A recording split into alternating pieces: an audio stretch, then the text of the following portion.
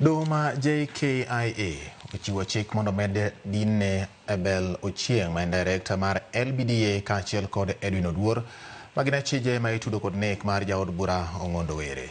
Doho ng'ado ni idhi geng'negi kuom ndalo 23. Jal bura e dohono Irene Gichobi bende owito oko kwayo mar dwaro ni owere gi winjo burano. Jafwambo marwa Cynthia Onyango nigi ler.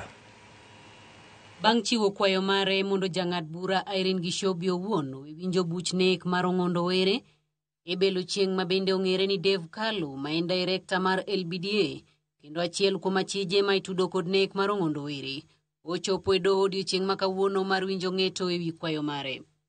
Kaluwore kod Ochieng, jang'ad bura Irene Gichobi onindo nyakonchiel kendo onge kod oteku moromo mar chiwo ng'eto mowinjore e burano, ka olero ni ng'eto mar doho chalo ma osechan kaluwore kod dwaro mar sirikal kendo achije ok bi yudo ratiro e ng'eto mar dohono.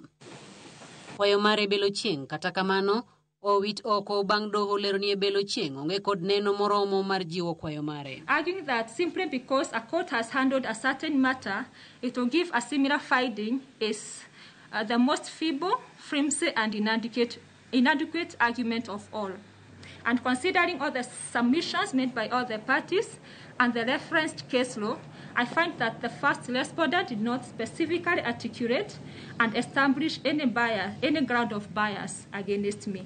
And the upshot is that the application by the first and second respondents that I recuse myself from further conduct of this case lacks merit and is dismissed. Bang' doho chiwo ng'eto mare wi weyo burano, okil mar Okwach Kich onyiso doho ni Abel Ochieng nikod tudruok kod achije manonego Ong'ondo Were kendo gikwayo doho mondo med dinone kuom ndalo 30 ka okinde mage ka otelnegi kod Danstan Omari.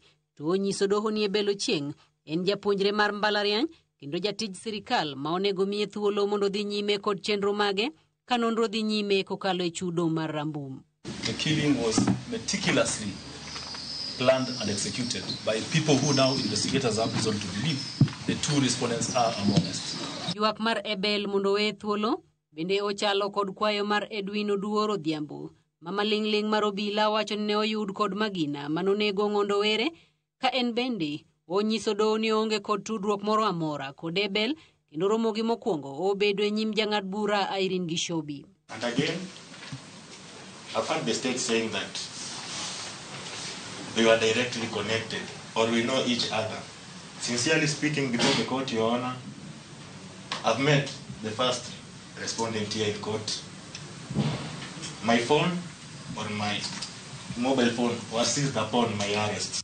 Doho kata kamano owacho ni onge ranyisi moro amora ma ochopo e nyim doho manyiso ni Abel Ochieng en japuonjre mar mbalariany kendo lero ni bura mar neko Ong'ondo Were en gima omako chuny jopiny. Ka kuom mano, doho ng'ado ni Abel Ochieng kaachiel kod Edwin Odhiambo omed dinegi e tesend obila ma opogore opogore e boma ma Nairobi kuom ndalo 23 kinde ma nonro mar obila dhi nyime. From the submissions, it is clear that this was a well-organized criminal activity that was well executed. And in such organization, several individuals have been linked, and it is important that investigators are granted sufficient time to thoroughly investigate the matter. In the upshot, considering all the circumstances of this case, I find merit in the application by the applicant, and the order sought to detain the first respondent at Lang'ata Police Station and the second respondent at Gigiri Police Station, respectively, is hereby allowed, but for a period of 23 days. Cynthia Onyango, Ramogi TV, Nairobi.